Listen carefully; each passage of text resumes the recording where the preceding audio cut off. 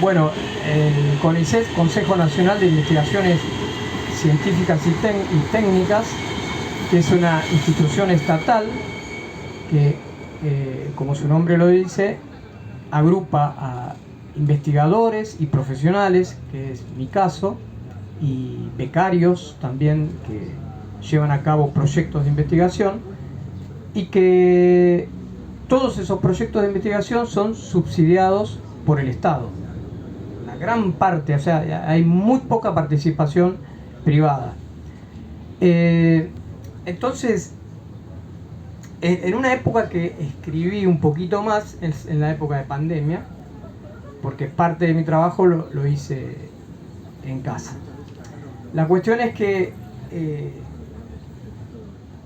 una cuñada me manda una noticia por WhatsApp que andaba circulando por ahí y que estaba titulada como Argentina ya tiene la vacuna oral del COVID-19 y no se la tiene en cuenta.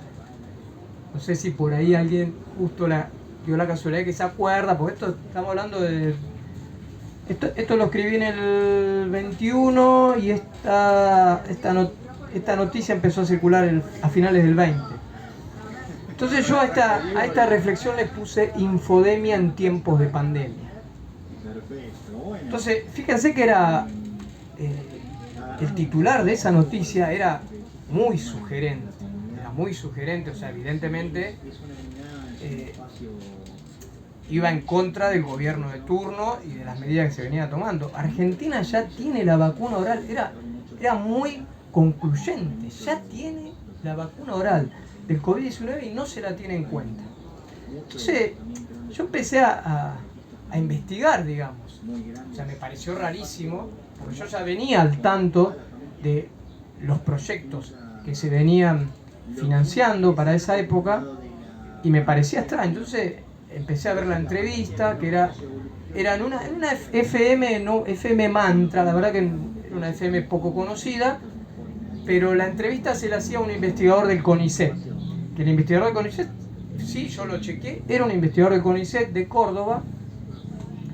Entonces vi todas las entrevistas y empecé a tratar de disecar y refutar este titular. Entonces, la primera parte, Argentina ya tiene la vacuna oral del COVID-19. Lo raro era que tan rápido podía llegar a tener la vacuna. Para eso hay que saber algunas cosas, como ser el desarrollo de una vacuna en particular y de cualquier medicamento en particular. Y para eso hay que entender de qué se trata un ensayo clínico, que eso por ahí se escuchó un poquito más por el tema de la pandemia.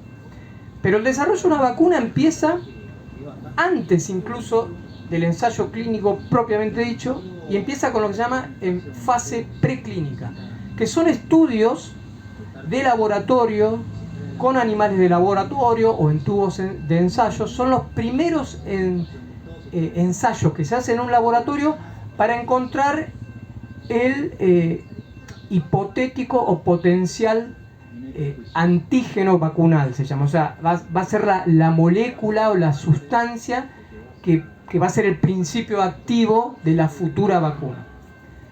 Después viene, una vez que digamos, pasaron en rigor pruebas de laboratorio que lo dan como un buen candidato a esa proteína o antígeno que se encontró en la fase preclínica, empiezan las fases clínicas que se llaman fase 1, 2 y 3, que ahí es donde empiezan pruebas con los seres humanos. Entonces, lo que yo pude averiguar, que en realidad lo que pasaba es que este grupo cordobés, este investigador de CONICET, recién estaba en la fase preclínica, o sea que lo que estaba presentando para ser subsidiado, financiado, que ahora voy a explicar cómo es el mecanismo de financiamiento, era fase preclínica. Por lo tanto, ahí ya había una primer mentira. No estaba lista la vacuna.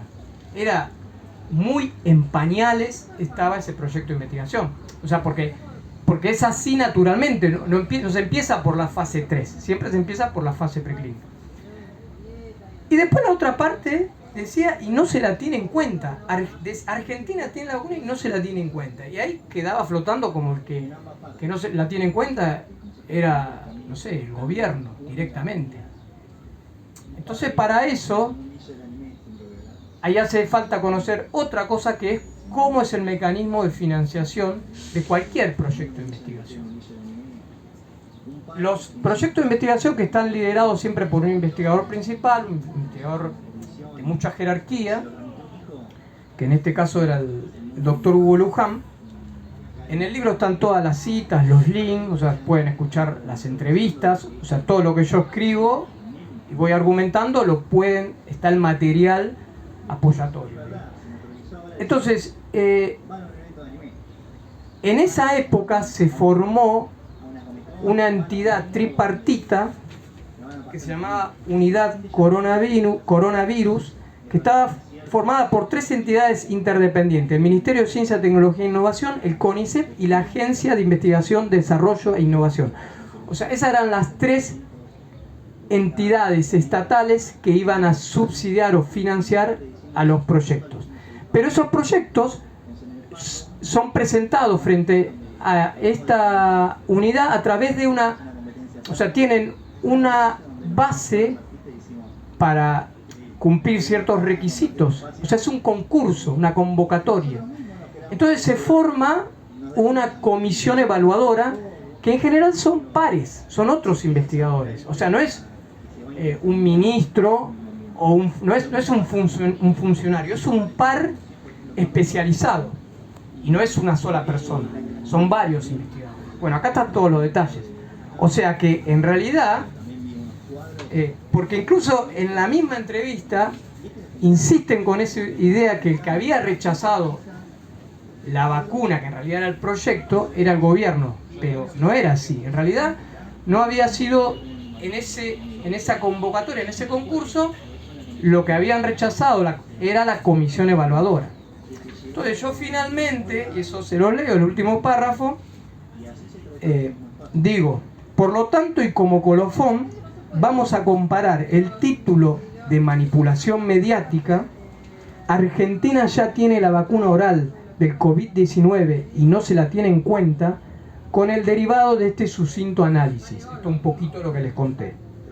El Ministerio de Ciencia, Tecnología e Innovación, a través de sus mecanismos de evaluación, no apoyó el financiamiento de un proyecto sobre un estudio preclínico de una vacuna oral COVID-19. La infodemia no tiene vacuna, o mejor dicho, la tiene, pero no es de fácil aplicación. O sea, este es un ejemplo de que hay que tener cuidado, como todo viene enlatado de los medios de comunicación, y por ahí a veces se apela, algunos le llaman falacia de apelación a la ignorancia, se aprovechan de que mucha gente no conoce los detalles. Entonces, eso a nosotros como oyente o lectores nos indaga también un poco a ser un poquito más responsable, a no ser un simple repetidor de lo que leemos, lo que escuchamos.